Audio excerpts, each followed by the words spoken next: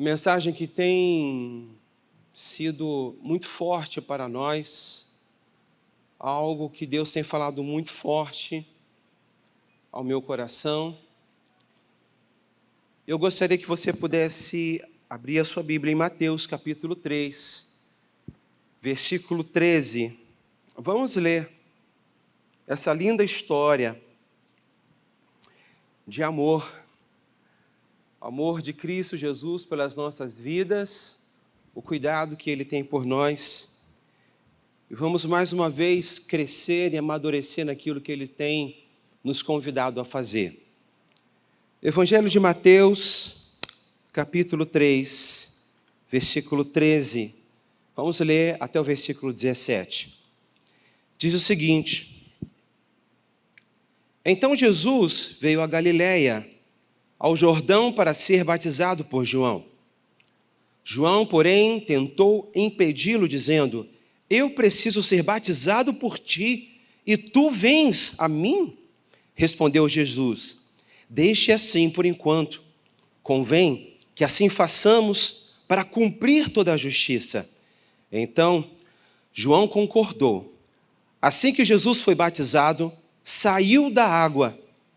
Naquele momento, o céu se abriu e ele viu o Espírito de Deus descer como pomba e pousando sobre ele. Então uma voz dos céus disse: Este é o meu Filho amado, de quem eu me alegro, de quem eu me comprazo. Amém? A nossa identidade está em Cristo Jesus. A nossa identidade está nele, está firmada nele.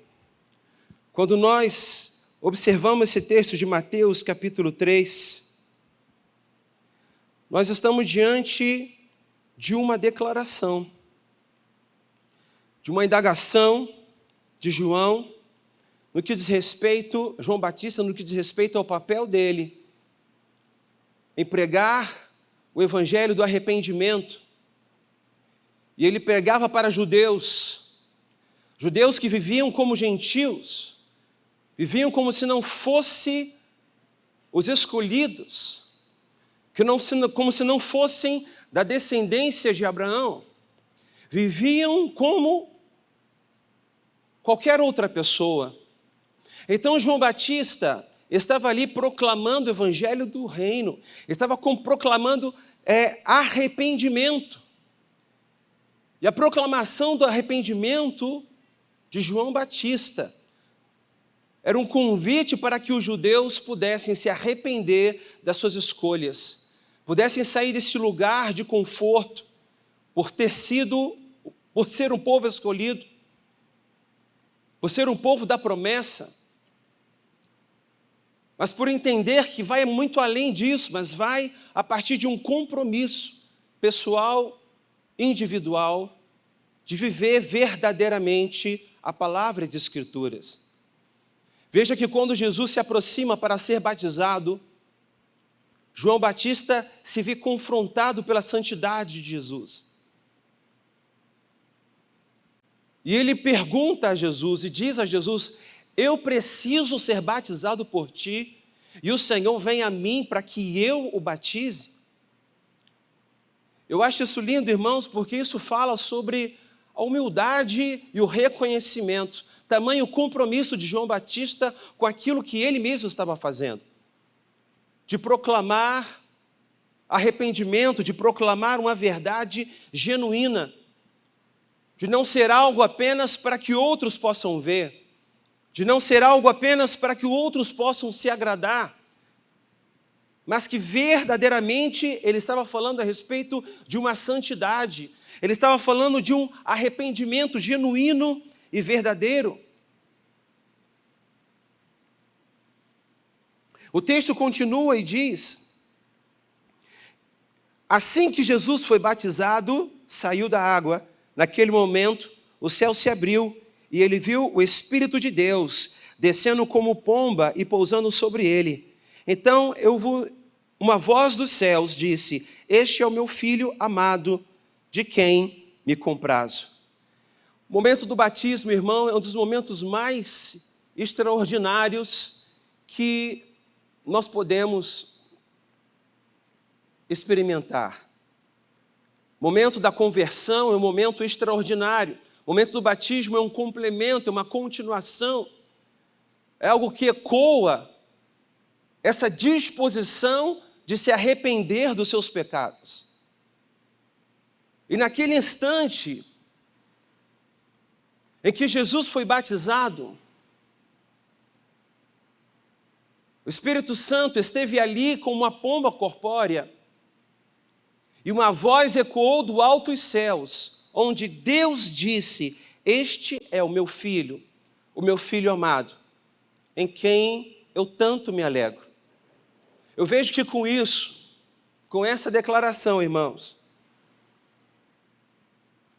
não há como nós olhar um texto desse, não lembrar do meu batismo, não lembrar do seu batismo, não lembrar do que o evangelho do arrependimento, a mensagem do arrependimento significa para mim, significa para você.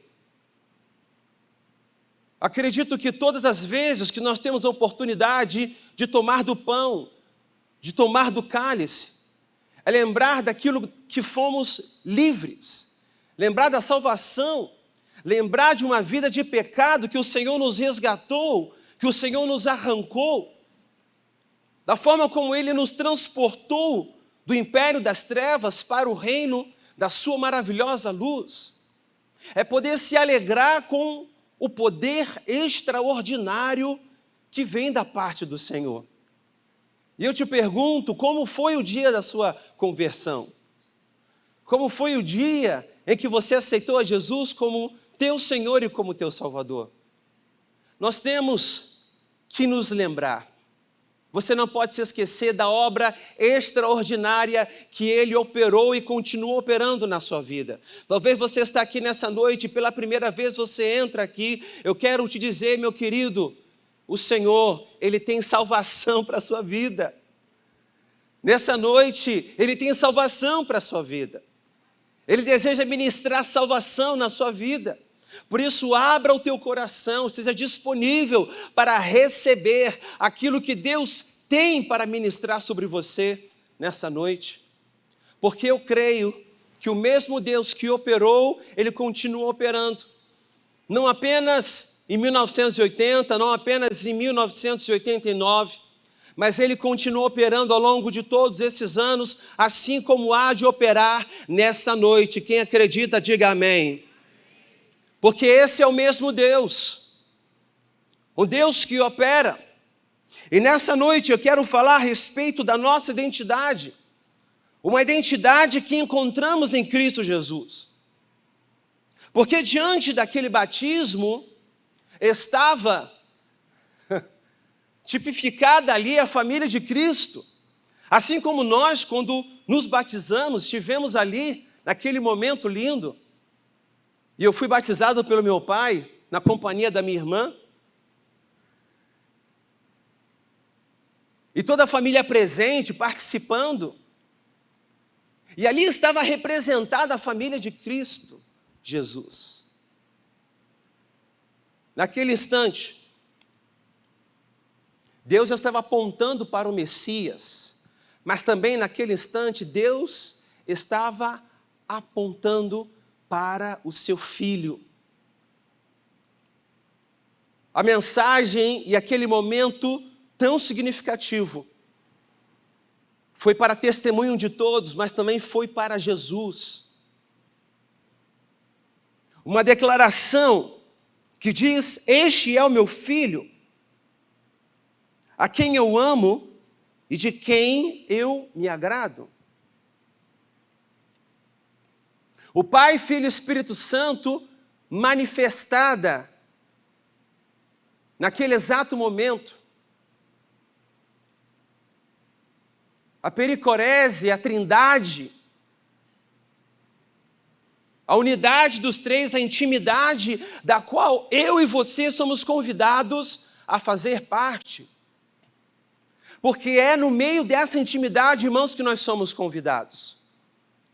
Quando nós também aceitamos a Jesus, quando nós também somos batizados, Nós somos convidados a participar dessa intimidade, desse relacionamento, participar dessa família. E é nessa família espiritual, é nesse relacionamento com Deus que a nossa identidade, a nossa imagem e a nossa semelhança, assim como diz Gênesis, ela é restaurada. Ela é restaurada. O nosso livre-arbítrio é restaurado. A expressão de amor de Deus por nós, através de Cristo Jesus, de restaurar a nossa capacidade de tomar uma escolha, de fazer uma escolha, de escolher por Cristo. Porque quando vivíamos no pecado, vivíamos totalmente escravizados, sem a capacidade de tomar decisões. Mas em Cristo Jesus, nós temos esta capacidade. Veja que ao final do texto de Mateus, na continuidade, os evangelhos eles são divididos em capítulos e isso nos ajuda muito.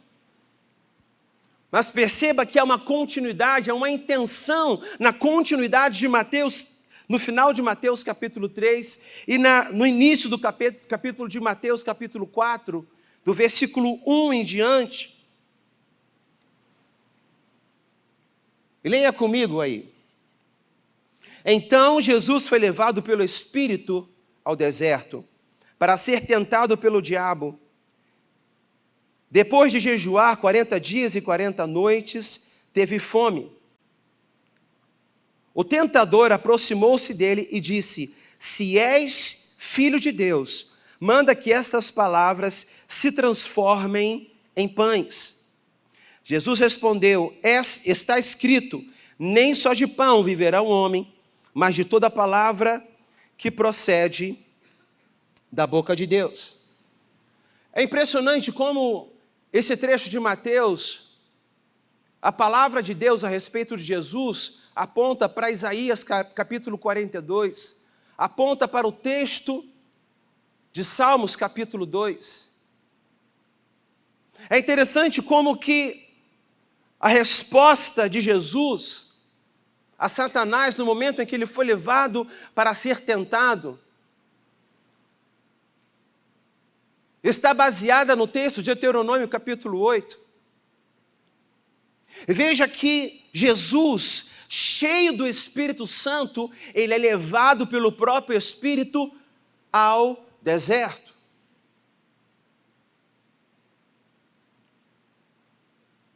Não tem como não lembrar do período de Moisés no deserto. Não tem como não lembrar do período em que o povo esteve ali peregrinando. E Jesus igualmente foi levado para o deserto para ser tentado pelo diabo, por Satanás.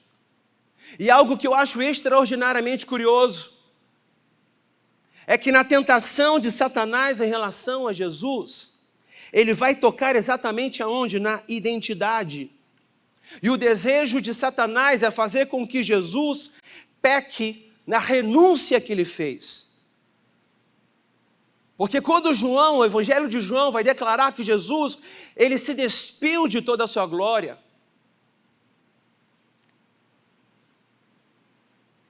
dizendo que o Verbo se tornou carne e habitou entre nós, isso aponta para uma renúncia de Cristo Jesus, de não exercer a sua autoridade, mas de descer como homem, matéria como carne. Irmãos, se o próprio Cristo, se o próprio Deus, na figura de Jesus, se o próprio Deus Filho foi tentado na sua filiação, na sua identidade, você pode ter certeza que eu e você também somos tentados na mesma relação de filiação. Da mesma forma como Jesus passou pelo batismo, Ele estava em oração quando aparece a pomba, manifesta o Espírito Santo. O próprio Deus ecoa dos altos céus, declarando: encha meu filho amado, em quem eu tenho prazer, em quem eu me alegro nele. E ele, cheio do Espírito Santo, vai para o deserto, sendo conduzido pelo Espírito para ser tentado. E isso fala a respeito de nós, porque Jesus estava orando e jejuando e foi tentado.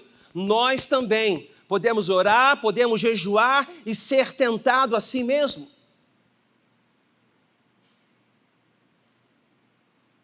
Satanás estava tentando a Jesus a respeito da sua filiação. Veja novamente comigo aí. Depois de jejuar 40 dias e 40 noites, teve fome. O tentador aproximou-se dele e disse: se és. É claro que Satanás sabia que ele era filho de Deus. Mas veja bem, se és filho de Deus, manda que estas pedras se transformem em pães. Nós também somos provocados a desacreditar na nossa filiação.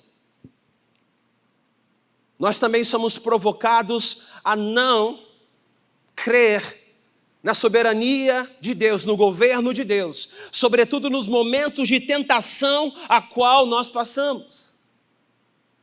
Aonde os questionamentos, as perguntas, ela vem a nós, querendo desfazer a nossa fé, diminuir o nosso ímpeto, desconstruir a nossa convicção de quem Deus é para nós.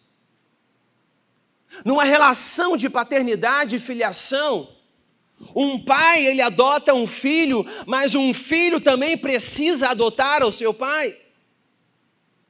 Um pai, ele abraça o filho, ele acolhe o filho, mas o filho também precisa reconhecer, precisa abraçar, precisa anunciar quem é o seu pai. E no que diz respeito ao amor de Deus por nós, isso é inquestionável. Mas quantos de nós questionamos o amor de Deus por nós? Veja que nós vivemos numa sociedade onde o parâmetro mais perto da relação de pai e de mãe, há um conflito terrível.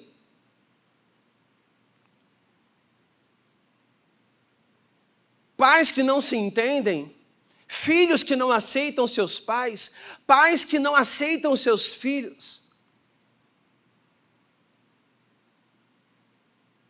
E eu creio na palavra do Senhor, que diz que esse é o tempo em que Ele vai manifestar a conversão de pais aos filhos e de filhos aos seus pais. Quem crê, diga amém. Eu creio que esse é o tempo onde Ele vai manifestar isso. Então, meu irmão, creia que Deus vai manifestar isso com poder e autoridade na tua casa, na tua família. Creia com poder. Porque é o evangelho do reino. Eu creio nessa verdade. Eu creio nesse princípio. Vivemos numa sociedade doente. Numa sociedade conflituosa. Eu relacionei alguns aspectos aqui relacionados a isso. Um completo deserto. Aonde, de alguma forma, ou de muitas maneiras, isso influencia, sim, na nossa capacidade de aceitar plenamente, de crer totalmente na soberania de Deus. Lidamos com uma sociedade onde 95% dos assassinatos, segundo as Nações Unidas, 95% dos assassinatos no mundo são realizados, são cometidos por homens jovens. A ONU declara que 80% das vítimas de homicídios também são homens. No Brasil, temos 773 mil encarcerados. Desse total, mais de 90% desses encarcerados são homens. Segundo a Agência Brasil, 92% das empresas no Brasil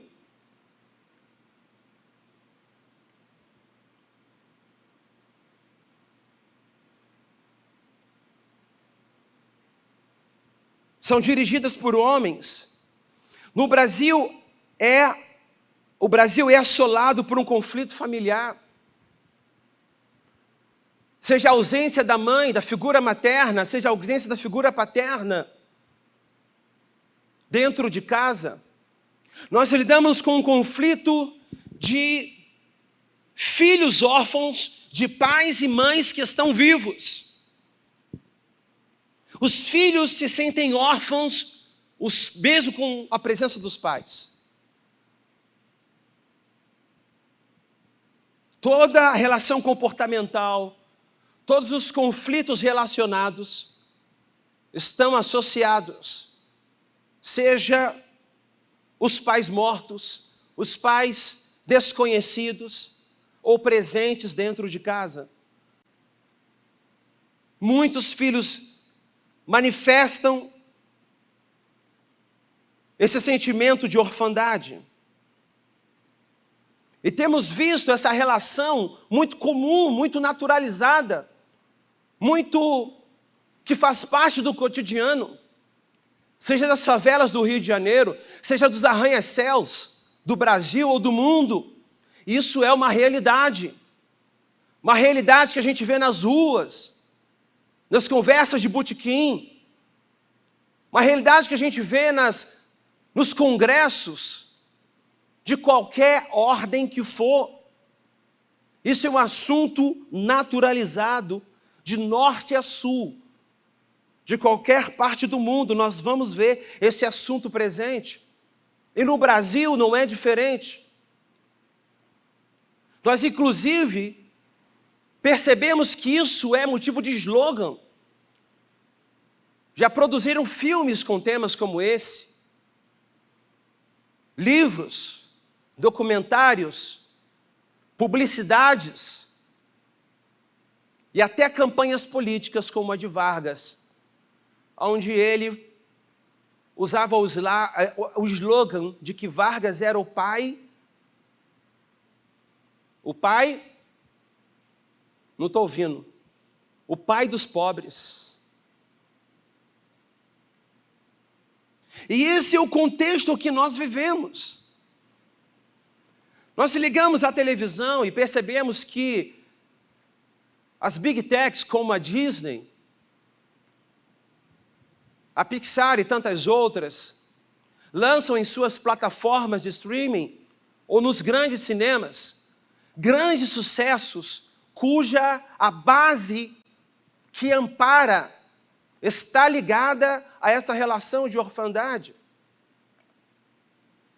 Seja pela ausência de um dos pais ou pela ausência dos dois, assim como Branca de Neve, Simba em Rei Leão, Cinderela, Peter Pan, Mowgli, A Bela e a Fera, Aladim, Pocahontas, Tarzan, Frozen, Chaves.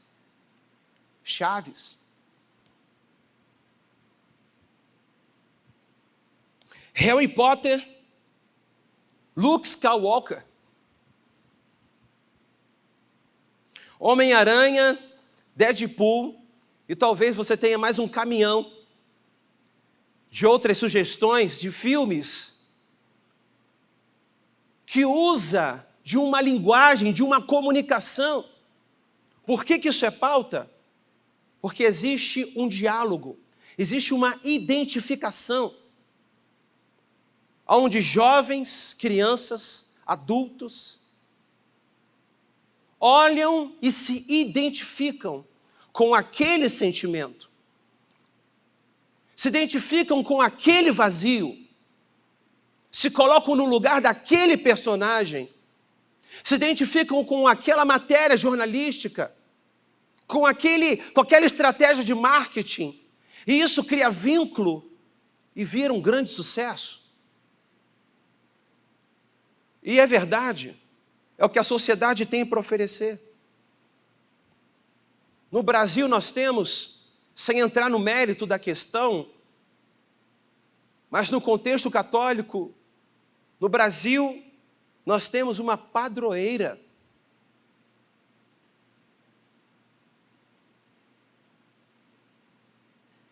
Esses são os desafios que nós temos. E a pergunta que eu te faço nessa noite é: será que isso não te afeta?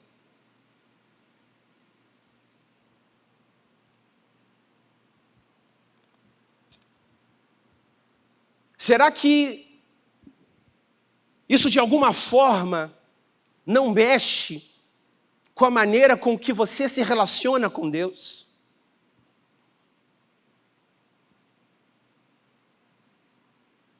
Será que tudo isso não aponta para uma relação de confiança e dependência, que o lastro que você tem, que a referência que você tem, naturalmente falando, talvez tenham sido referências que tenham falhado com você, tenham errado com você.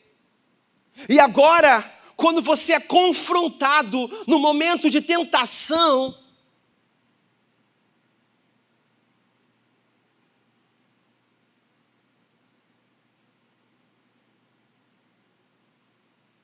você não se vê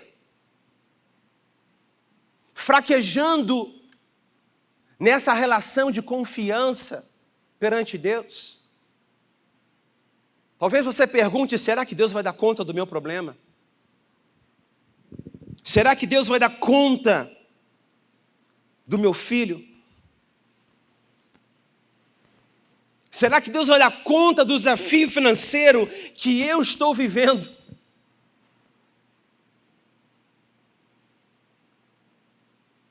Porque há uma ligação, irmãos. E essa relação, essas referências, é que nos fazem caminhar pela vida. Muito de quem nós somos tem como referência o lar ou a casa da onde nós viemos.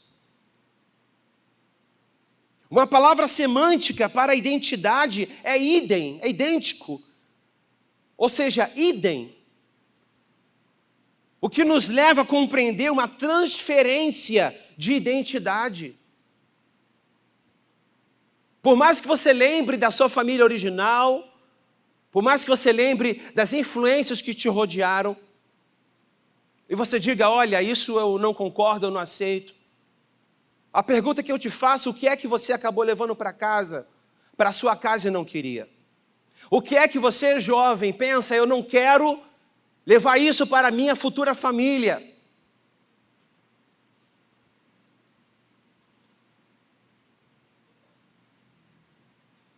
Parte de quem nós somos,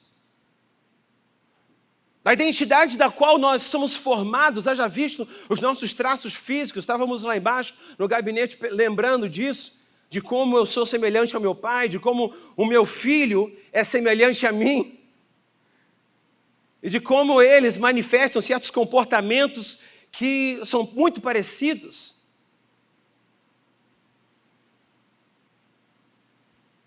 Minha esposa tem um ótimo hábito, que eu não gosto, mas é um hábito dela, de comer chocolate como se fosse pão.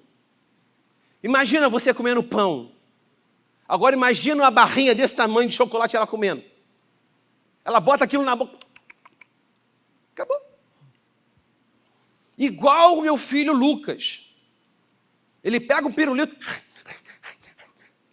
Já era. Agora eu não. Eu sou meio romântico para comer chocolate, sabe? Eu vou comendo e vou degustando. Notas de café. Notas de laranja. Eu vou degustando enquanto como. E é o meu filho mais velho, o João, ele tem o mesmo traço que o meu. É idêntico. Traços que nos aproximam. Traços que nos associam. E nós precisamos parar para pensar isso. Quais traços da sua família, ou quais experiências da sua família têm te aproximado ou te afastado do teu relacionamento com Deus? Seja nos momentos de alegria ou nos momentos de tristeza, ambos podem ser tempos de tentação, porque muito dinheiro leva à tentação. Leva à tentação.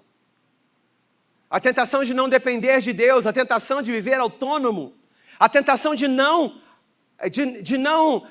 ouvir o que Deus tem para falar a seu respeito, e o que Ele quer, qual o destino que Ele quer para a tua vida, e inclusive o destino que Ele quer para os seus recursos financeiros. Mas a dor e o sofrimento também é um lugar de tentação, onde a escassez de tudo faz com que a gente se aproxime ou se distancie de Deus.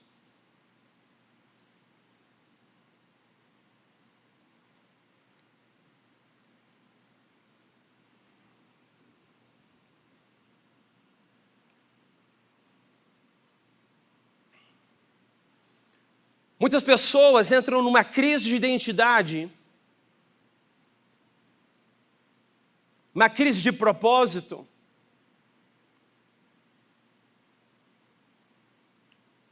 aonde não mais se reconhecem no que diz respeito à sua sexualidade, aonde não mais se reconhecem na figura de pai.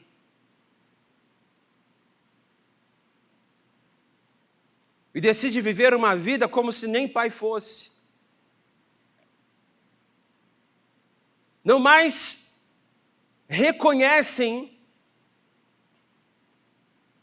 não consegue se encontrar no meio da própria família. Então se isola de absolutamente todo mundo e vai procurar como peregrino, em busca dessa felicidade, em busca dessa resposta. Já que não encontrou, vai procurar em outros lugares, vai buscar essas respostas em outras dimensões da vida, vai experimentando, vai provando de uma coisa aqui, de outra coisa ali, na busca incessante, incansável, interminável, de se encontrar, de perceber onde está o seu propósito. E eu quero te dizer, meu irmão, que a tua identidade e o teu propósito você encontra no teu relacionamento com Deus. Ele quem te fez, e te fez a sua imagem, e te fez a sua semelhança. Quando nós estamos com Cristo, quando nós nos relacionamos com Ele, Ele restaura a sua identidade em nós. Ele restaura o seu propósito em nós. E não é como os filósofos, como a mídia, como os artistas dizem. Você vai encontrar a sua identidade no seu interior. Você vai dizer quem você é, qual é o propósito da sua vida. Você vai olhar para dentro de você. Mas para nós que servimos a Jesus, a nossa identidade ela não é encontrada dentro de nós, mas ela é encontrada do lado de fora, ela é encontrada em Cristo Jesus. É olhando para Jesus, é mirando a Jesus, é percebendo que nós fazemos parte dessa grande família. Porque eu e você fomos adotados por um alto preço. Ele pagou um alto preço pela minha e pela sua vida. Você não está mais perdido no mundo. Você não é mais um esquecido. E sim, Deus dá conta de você. Deus dá conta dos seus problemas. Deus dá conta dos seus desafios. Ele é capaz de restaurar o propósito, restaurar a tua forma de caminhar, a tua forma de andar. Na vida nós podemos enxergar de 3 maneiras. A forma como eu enxergo a minha vida, a minha identidade, meu propósito. a forma como os outros me enxergam. E então agora, já que estão dizendo que eu sou isso ou sou aquilo, pronto, agora eu sou. Estão dizendo que eu sou bom nisso, ou sou bom naquilo, que eu daria muito bem sendo profissional nessa ou naquela área, ou dirigindo a minha vida nesse sentido ou naquele, pronto, ok, eu gostei dessa ideia, eu vou fazer isso. Mas existe uma terceira maneira de enxergar a vida, é ouvindo aquele que criou você. Ele te criou, e Ele sabe muito bem qual é o propósito da sua vida. Escolha ouvir Jesus. A única maneira de você não se perder nesse mundo de trevas, que está acostumado com a dor e com o sofrimento, porque não sabe o que fazer, aí romantiza e vira filme. O sofrimento agora é enaltecido nos cinemas. Filmes que desejam mexer com o nosso emocional. Filmes que desejam gerar dentro de nós uma empatia. Matérias jornalísticas. Filosofias que são vãs.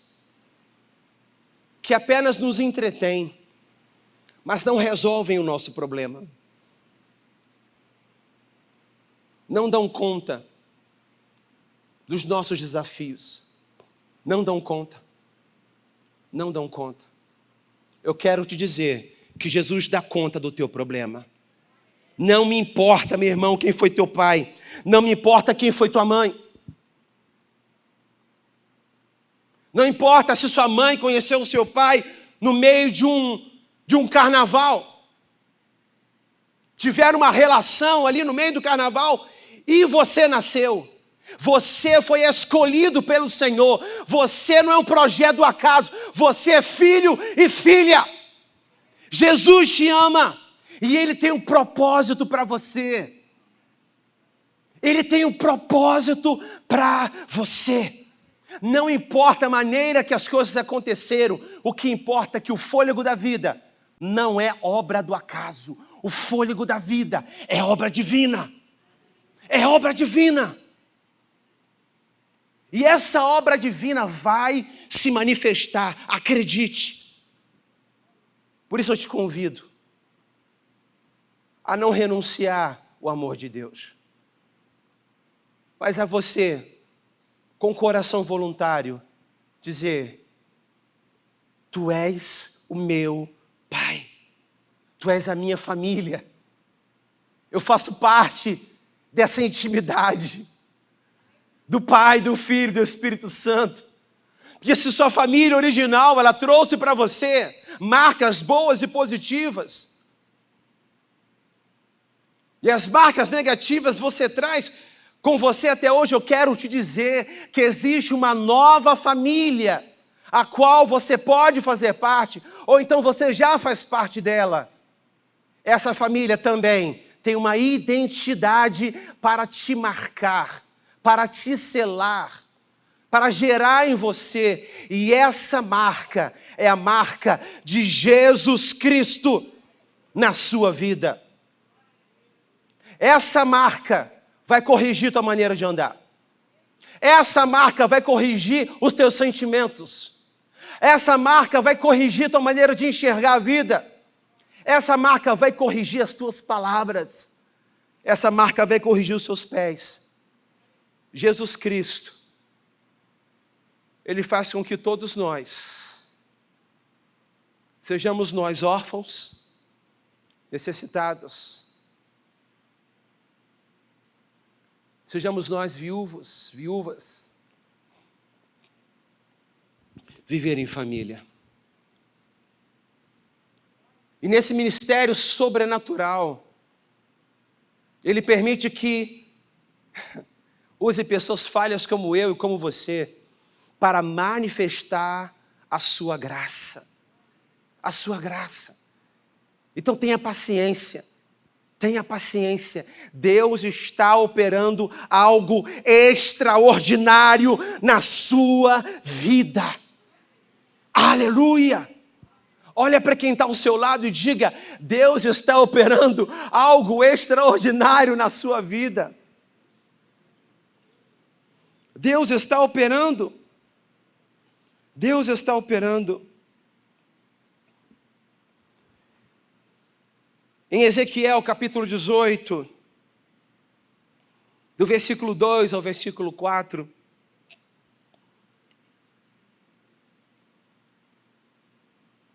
eu peço que você me acompanhe.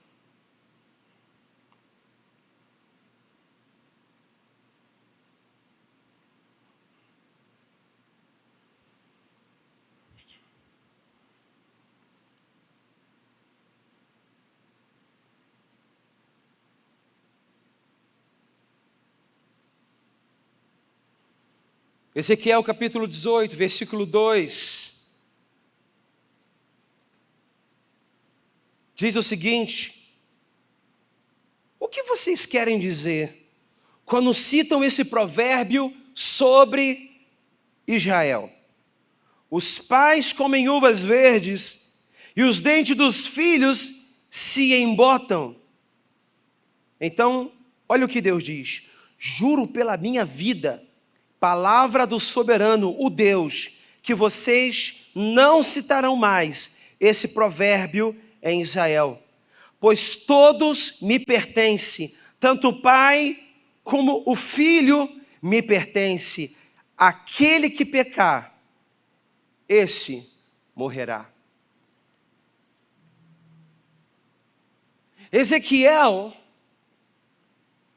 está fazendo uma declaração, uma denúncia da parte de Deus a respeito de um ditado de Israel que é muito brasileiro.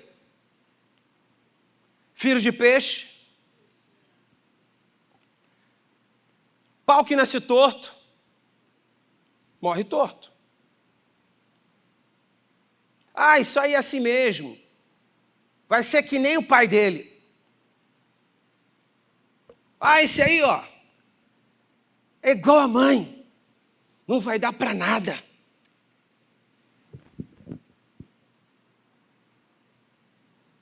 E Deus está aqui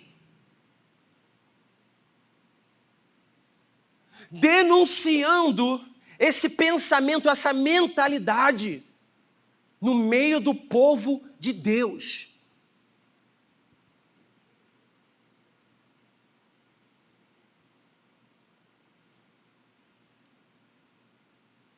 Que diz: os pais comem uvas verdes e os dentes dos filhos apodrecem.